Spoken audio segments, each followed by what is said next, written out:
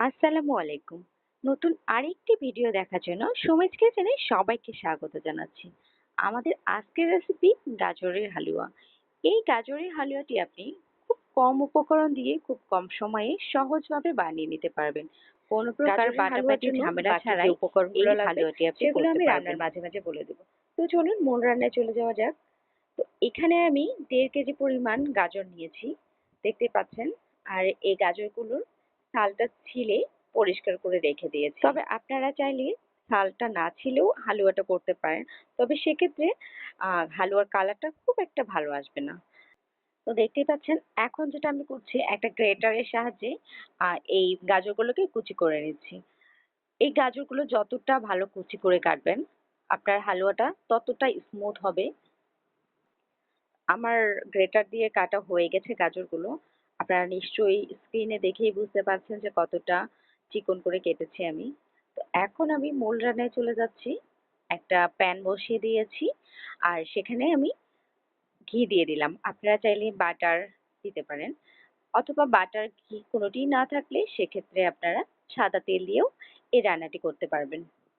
আর ঘিটা যখন একটু গরম হয়ে গিয়েছে, তখন আমি এখানে দিয়ে দিয়েছিলাম 3-4টের মতো দারচিনি, আর 3-4টের মতো এখানে সাদা এলাচ ব্যবহার করেছি। তো এগুলো আমি হালকা একটু ভেজে নেব। গরম মসলা এভাবে হালকা ভেজে নিলে যেটা হয়, হালুয়ার মধ্যে খুব সুন্দর একটা অ্যারোমা তৈরি হয়ে যায়, মানে খুব ভালো লাগে হালুয়াটা খেতে তখন। তো এখন আমি যেটা করছি, কেটে রাখা গাজরগুলো আম ঘিয়ের মধ্যে দিয়ে দিচ্ছি।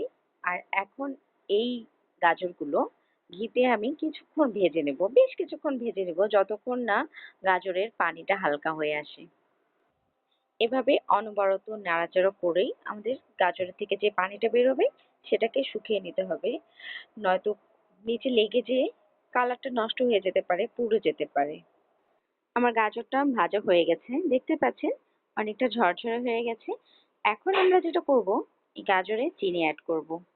তো 1.5 কেজি পরিমাণ গাজরের জন্য আমি এখানে 2 কাপ পরিমাণ চিনি দিয়ে দিচ্ছি। আমার কাছে এই মিষ্টিটাই যথেষ্ট মনে হয়েছে। আপনারা আপনাদের টেস্ট অনুযায়ী চিনি কম বেশি করে নিতে পারেন। তো এখন আমি এই চিনিটা আর গাজরটা খুব ভালো করে মিক্স করে দেব, আর একটা ঢাকনা দিয়ে 5 মিনিটের জন্য ঢেকে রাখবো। এতে করে চিনিটা পানি ছেড়ে দেবে, আর এই পানিটা আমাদের গাজর সেদ্ধ হতে কাজে লাগবে। এখন আরেকটা উপকরণ অ্যাড করব, তরল দুধ। এখানে আমি 1 লিটার পরিমাণ দুধ জাল করে হাফ লিটার করে রেখেছিলাম, আর সেখান থেকে 1 কাপ পরিমাণ দুধ দিয়ে দিলাম। খুব বেশি দুধ দিতে যাবেন না, এরকম গায়ে মাখা মাখা অবস্থায় রেখে দেবেন। নয়তো বেশি দুধ দিলে হবে যেটা, গাজরটা ওভারকুকড হয়ে একদম ভর্তা ভর্তা হয়ে যাবে। এখানে আপনাদের হাতের কাছে যদি লিকুইড তরল দুধ না থাকে, সেক্ষেত্রে পাউডার দুধ গুলেও আপনারা এখানে ব্যবহার করতে পারবেন। এই পর্যায়ে রান্না করার সময় ঢাকনা দিয়ে রান্না করার চেষ্টা করবেন। হ্যাঁ, এতে করে গাজরটা সিদ্ধ হবে। আর কিছুক্ষণ পর পর ঢাকনাটা খুলে নেড়ে চেড়ে দিয়ে দেবেন।